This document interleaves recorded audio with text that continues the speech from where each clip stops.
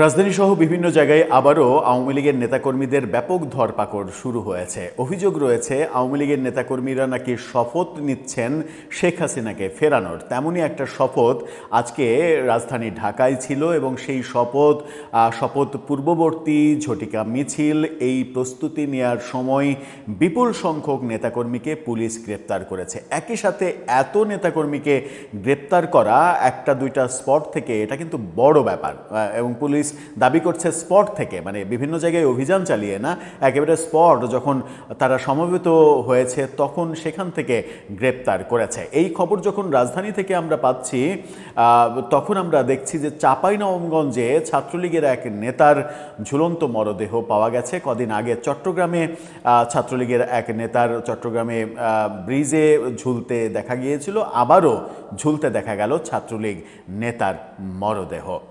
সব মিলিয়ে হচ্ছেটা কি দেশে, মানে কোন দিকে যাচ্ছে ঘটনা প্রবাহ আমরা ঠিক বুঝতে পারছি না। চলুন, ছাত্রলীগ কেন হঠাৎ করে শপথের ব্যাপারে গেল, তারা কি প্রস্তুতি নিচ্ছে কিনা শেখ হাসিনাকে ফেরানোর, একটু বুঝে দেখি কোন ঘটনা ঘটলো ঢাকায় এবং চাঁপাইনবাবগঞ্জে কেন ঝুলন্ত মরদেহ দেখা গেল। থাকবেন পলিটিক্স টিভির নিয়মিত আয়োজনে।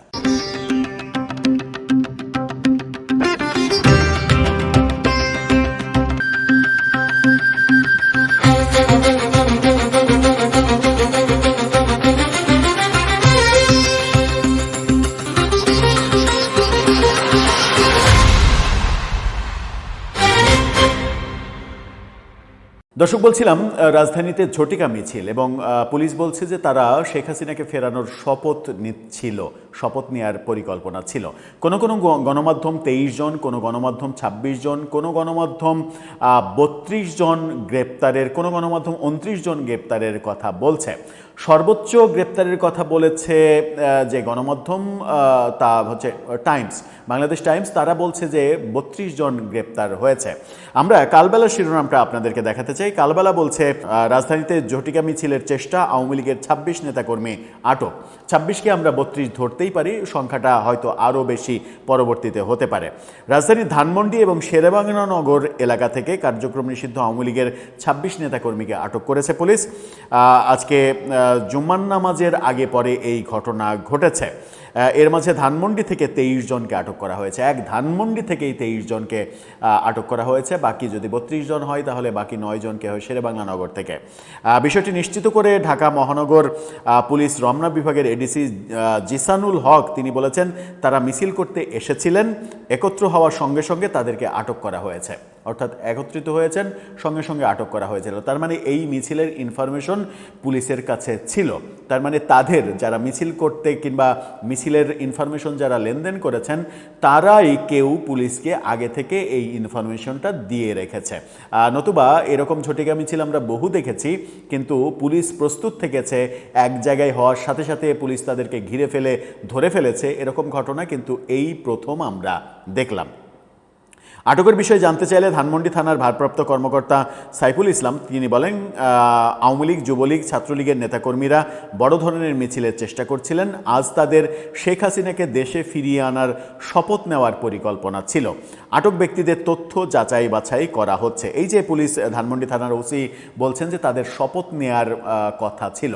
এই শপথটা কি শপথ নেবেন? শেখ হাসিনাকে ফিরিয়ে ছাড়বেন? শেখ হাসিনাকে ফেরানোর জন্য কৌশল নির্ধারণ, সেটা তো গোপনে হওয়ার কথা। সেই শপথ কেন প্রকাশ্যে রাস্তায় হবে? প্রকাশ্যে রাস্তায় তো আর শপথ নেওয়ার কথা নয়। আর শপথ নেওয়ার মানে ব্যাপারটা আনুষ্ঠানিকভাবে এটাকে ঘটা করে মানুষকে জানানোর কি আছে? নিজেরা অভ্যন্তরীণভাবে শপথ নিলেই তো হয় রে ভাই। আপনারা শপথ নেন, আপনারা গোপন করেন, গোপন পরিকল্পনা করেন, এটা করেন, ওটা করেন, তো রাস্তায় এসে মিছিল করে শপথ নিতে হবে, ব্যাপারটা মিলছে না আসলে। কিন্তু এই মিছিল যেটা তারা করতে চেয়েছিল, এটার ইনফরমেশন যে ফাঁস হয়েছে, পুলিশ যে আগে থেকে সেটা জানতে পেরেছে, এটা নিশ্চিত। তার মানে আওয়ামী লীগের ওই যে সকল হোয়াটসঅ্যাপ গ্রুপে এই আলোচনাগুলো হয়েছে, সেই হোয়াটসঅ্যাপ গ্রুপে পুলিশের লোকজন আড়ি পাচ্ছে অথবা তাদের ইনফরমার রয়েছে। এই ঘটনা যখন বলছি তখন আমরা দেখছি চাঁপাইনবাবগঞ্জে আর একটা বীভৎস ঘটনা। সেখানে বলা হয়েছে এই একই গণমাধ্যমের এই শিরোনামটা দেখে নিন। সেখানে বলছে ছাত্রলীগ নেতার ঝুলন্ত মরদেহ উদ্ধার। এই ঘটনাটা ঘটেছে চাঁপাইনবাবগঞ্জের শিবগঞ্জে ইমন আহমেদ পায়েল নামের এই ছাত্রলীগ নেতার ঝুলন্ত মরদেহ উদ্ধার করেছে পুলিশ।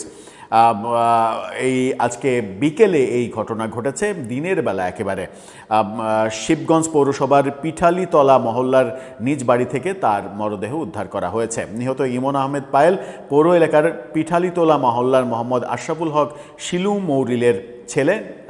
ছাত্রলীগ পীরগঞ্জ পৌর শাখার যুগ্ম সাধারণ সম্পাদক ছিলেন, বেশ বড় নেতাই। বিষয়টি নিশ্চিত করে শিবগঞ্জ থানার ওসি মতিউর রহমান জানান, স্থানীয়দের দেওয়া খবরের ভিত্তিতে পুলিশ ঘটনাস্থলে গিয়ে কোমরের বেল্ট দিয়ে ফাঁস দেওয়া অবস্থায় ঝুলন্ত মরদেহ পাওয়া যায়। কোমরের বেল্ট দিয়ে, তার মানে এটা হওয়াটা খুবই স্বাভাবিক যে তাকে কেউ মেরে তার কোমরের বেল্ট দিয়ে তাকে ঝুলিয়ে রেখেছে। এটা হতে পারে, আমি জানি না। তিনি বলেছেন, ইমন আত্মহত্যা করেছেন নাকি এর পেছনে অন্য কোনো ঘটনা রয়েছে তা এখনই নিশ্চিত করে বলা যাচ্ছে না। এটা একটা গুড মুভ যে পুলিশ তদন্তের আগেই ছাত্রলীগ বলে ফেলেনি যে এটা তার নিজের কাজ। পুলিশ কনফিউশনে রয়েছে এবং পুলিশ সেটা স্বীকার করেছে যে এখনই বলা সম্ভব নয় যে এটা কেউ করে ঝুলিয়ে রেখেছে কিনা। ময়নাতদন্তের প্রতিবেদন পাওয়ার পর বিষয়টি স্পষ্ট হবে। ময়নাতদন্তেও স্পষ্ট হওয়াটা খুব কঠিন, তবে তিনি দীর্ঘদিন ধরে পারিবারিক নানা কারণে হতাশাগ্রস্ত ছিলেন, এটাও পুলিশ বলছে। ওসি আরও জানান, এই ঘটনায় থানায় একটি অপমৃত্যুর মামলা দায়ের করা হয়েছে। ঘটনার রহস্য উদ্ঘাটনের তদন্ত অব্যাহত রয়েছে। অর্থাৎ পুলিশ এখনও ঘটনার রহস্য পায়নি।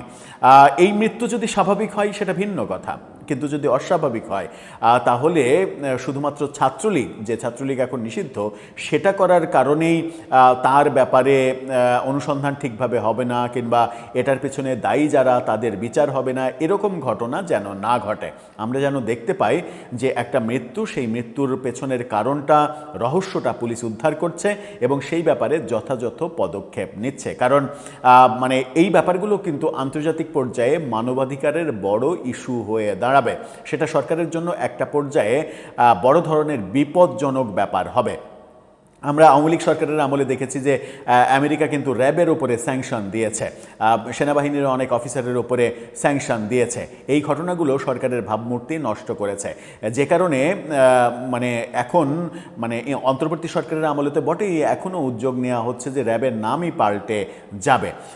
মানে যে বাহিনীর কর্মকাণ্ডে আওয়ামী লীগ সরকারের আমলে বিতর্ক তৈরি হয়েছিল, এবং অনেকে বলেন যে আওয়ামী লীগের প্রভাবশালী অনেকেই তাদেরকে কাজে লাগিয়ে মানে ব্যাড ইউজ করেছে। তো ব্যাড ইউজ করা, এই যে ভাবমূর্তি নষ্ট হওয়া, আস্তে আস্তে কিন্তু আওয়ামী লীগের ভাবমূর্তি বিভিন্ন কারণে এভাবে মানে পাত্তা না দিতে ভাবমূর্তি নষ্টটা আরও গাঢ়তর হয়েছে, যে কারণেই সর্বশেষ ফলাফলটা আমরা দেখলাম। এই সরকারকেও অবশ্যই সচেতন থাকতে হবে যেন রাজনৈতিক উদ্দেশ্য প্রণোদিত কোনো ধরনের কর্মকাণ্ড তাদের ভাবমূর্তি একেবারে নষ্ট করতে না পারে। দর্শক, আপনার কাছে কি মনে হয় এই দুটা ঘটনা এটা কি ইঙ্গিত দিচ্ছে? ছাত্রলীগ আওয়ামী লীগ শপথ নিচ্ছে, এই শপথটা প্রকাশ্যে রাস্তায় এসে তারা নিতে চাচ্ছে, এটা কতটা তাদের কৌশলী চিন্তাভাবনা, কিংবা চাঁপাইনবাবগঞ্জের এই মৃত্যুকে আপনি কিভাবে দেখছেন? আপনার মতামত জানিয়ে লিখতে পারেন আমাদের কমেন্ট বক্সে।